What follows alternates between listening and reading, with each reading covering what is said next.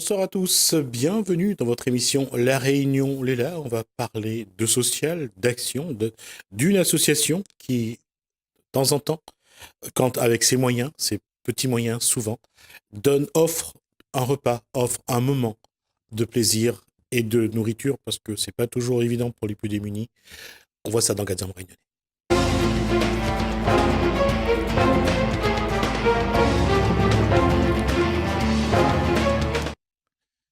Alain Dioton a sans doute emmené Julie Ramachetti de Jeunesse en Mission pour représenter l'association Jeunesse, parce que on a pris un peu d'âge. Bonsoir. Bonsoir. Julie Ramachetti. C'était juste pour la matière. Bonsoir à vous deux. La question, c'est d'abord Jeunesse en Mission, plus rapidement. Jeunesse en Mission en deux mots. C'est une organisation chrétienne internationale et qui est née aux États-Unis en 1960 et qui a une on va reprendre le temps. On va respirer tranquillement. Oui, c'est vrai, tu as raison. Voilà.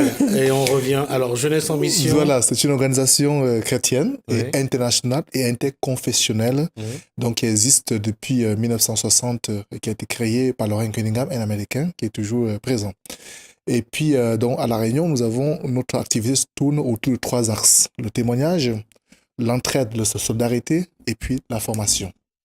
Donc, et nous organisons beaucoup de manifestations comme les festivals de gospel, des concerts avec des grands artistes qui viennent d'étrangers, donc à La Réunion. Et chaque année, on a 2 concerts et 2 manifestations qui s'appellent From the Nation to the Nation, to the Nation, qui viennent à La Réunion et puis dans la diversité et qui chantent, qui dansent et qui s'amusent. Voilà. D'accord.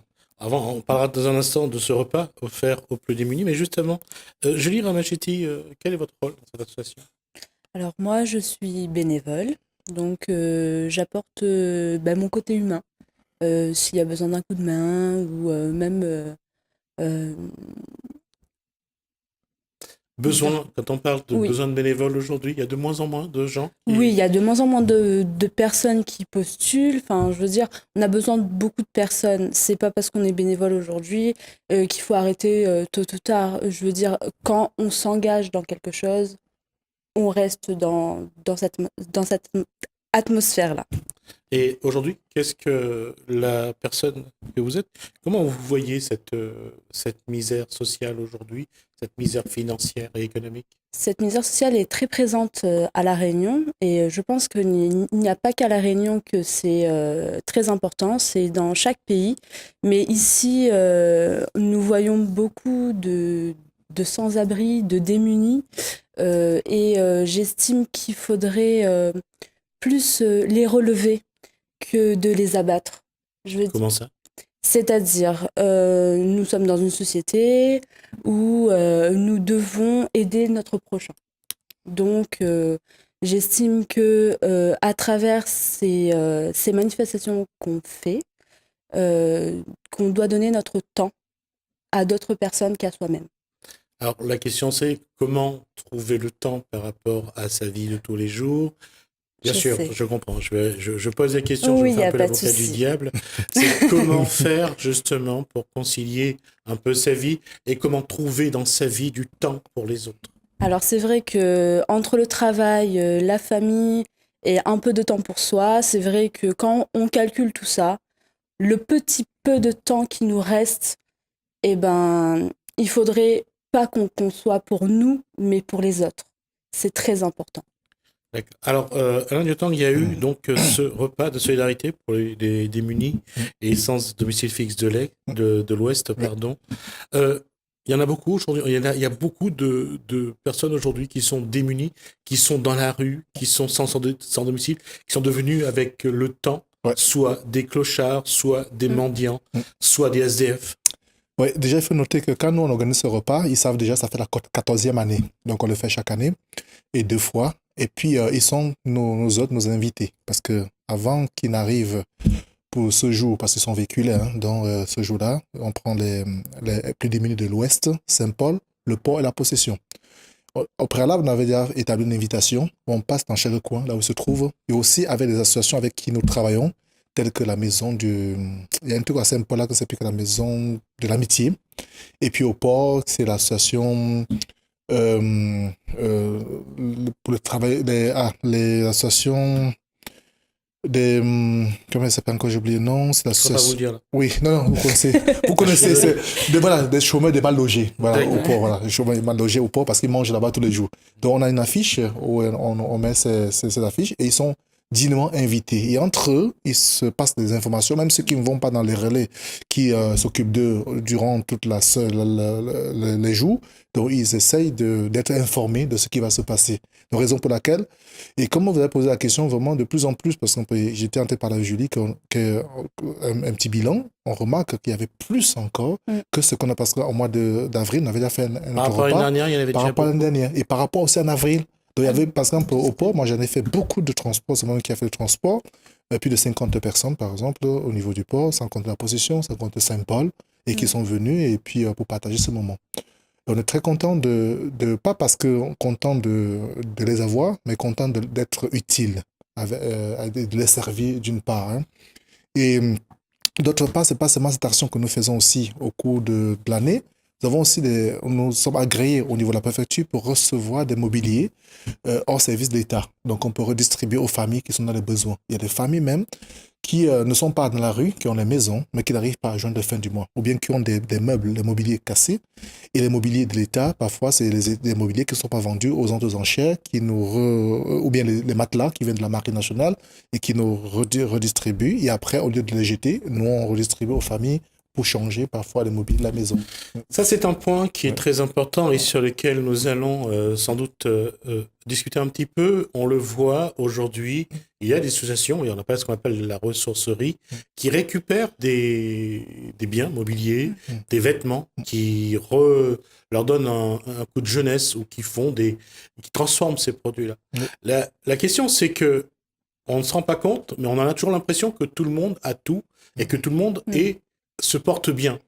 Alors que souvent, dans beaucoup de maisons, il y a beaucoup de mobilier qui ne servent plus, il y a beaucoup de matériel, de produits qui ne servent plus. Il y a beaucoup d'associations qui attendent ça. Et je pense que Jeunesse en Mission est dans cette situation-là. Et qu'il y a beaucoup de demandes aujourd'hui de gens qui attendent une chaise, un matelas. Exactement. C'est pas seulement une chaise, un matelas, c'est sûr. Et même aussi, vous imaginez des matelas de bateaux, je le dis parce que je suis aussi à la marine, donc c'est des matelas, on ne les jette pas.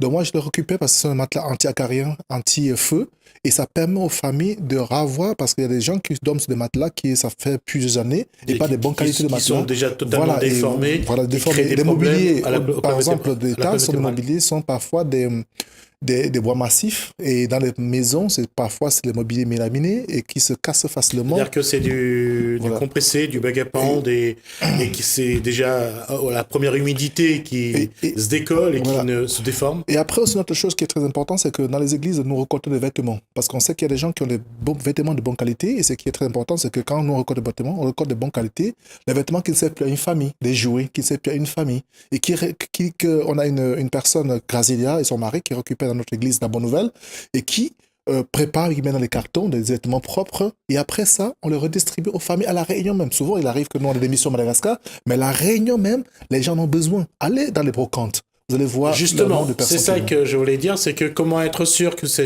ces vêtements, que ces objets donnés pour ceux qui en ont le plus besoin ne finissent pas dans une vente ou dans une brocante. Et c'est la raison pour laquelle aujourd'hui, mais au niveau de la préfecture, on ne donne plus l'agrément à toutes les personnes. Parce qu'avant, on pouvait donner à tout le monde. Et il y a des associations, je ne sais pas le nom, hein, c'est ce qu'on m'avait dit, qui reprenaient et qui revendaient.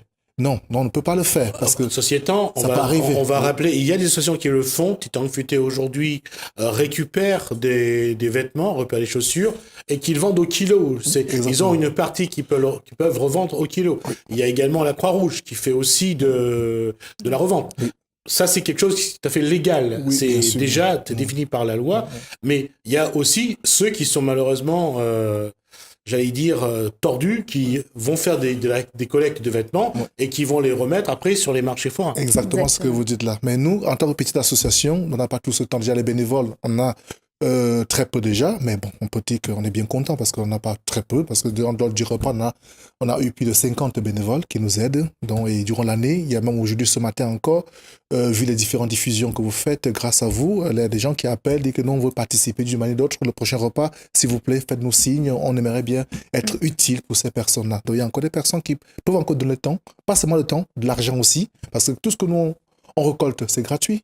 Les repas que nous avons fait les repas de luxe. Tout ça a été gratuit.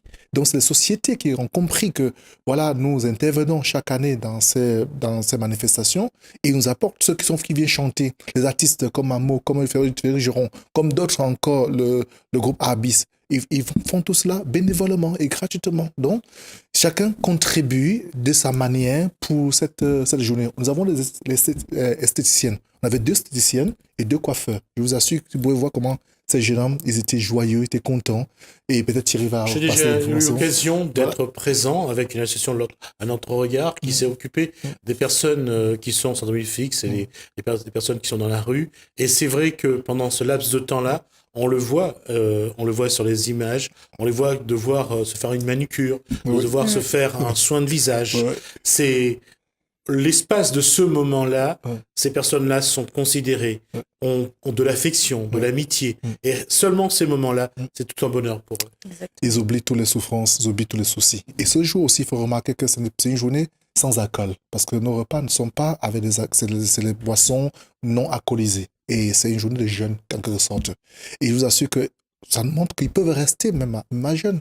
Parfois, c'est la rue qui les amène à prendre certains alcools, bien produits stupéfiants. Mais sur cette journée, ils savent que c'est une journée qui n'auront pas d'alcool. Mais cependant, ils sont heureux et contents de venir. Surtout le fait d'être ensemble, de ne pas être seul dans la rue, Exactement, de ne pas être seul dans le froid, sous la pluie. Dans une famille, comme des personnes reconnues, comme des personnes qui ne sont pas différentes des autres. Et ils s'amusent. Parfois, ils font du karaoké, ils chantent. Et parfois, ils aiment bien danser avec des bénévoles. Et puis, c'est une journée festive, même quand ça... Parce que nous commence depuis le matin avec le petit déjeuner, avec déjà le transport depuis 7 heures. Quand j'ai dit 7h30 le transport, depuis 6 heures, ils sont déjà sur place. Ils sont tellement respectueux et disciplinés pour l'heure. Et c'est une histoire qui est un petit peu qu'on raconte parce que c'est vrai. Ce jour-là, ils acceptent de se laver, ils acceptent d'être pris en soin, ils acceptent de se changer. Oui. Et c'est un paradoxe parce que ce jour-là, c'est leur journée à eux. Exactement. Et ils veulent être... sur la 31, quelque part. Exactement. Ouais, ils sont réellement. Ils sont vraiment sur la 31, c'est ça le pire. Ils sont chouchoutés et ils nous parlent aussi de leur expérience, pourquoi ils sont arrivés à là, le pourquoi du comment. Moi, j'ai rencontré quelques-uns et la plupart du temps, c'est parce que sa femme l'a quitté ou qu'il ne voit plus les enfants. Ils sombrent dans l'alcool et la famille lâche prise et donc ils se retrouvent tout seuls. C'est malheureux de voir ça parce que on est une famille. Oui. On a une famille. On doit se soutenir malgré tout, malgré ce qui peut arriver, malgré ce qui s'est passé. Il y a aussi, c'est ce qu'on appelle le déclencheur, c'est ce qui va provoquer la chute, la descente aux enfers, entre guillemets. Et souvent, quand on passe, on a un regard critique, accusateur, en se disant que comment on peut aller tomber aussi bas. En fait, pour être honnête et pour avoir surtout échangé avec il ne suffit pas de pas grand-chose en fait pour descendre aussi bas. Exactement. Pas de grand-chose pour chuter, pour tomber vraiment très bas et jusqu'à ce qu'on touche le fond. C'est ça. Et la question c'est à quel moment on fait en sorte de toucher le fond. Et parce que pour ces personnes-là, c'est qu'ils n'ont plus de repères non plus. Non. Exactement. Ils sont perdus.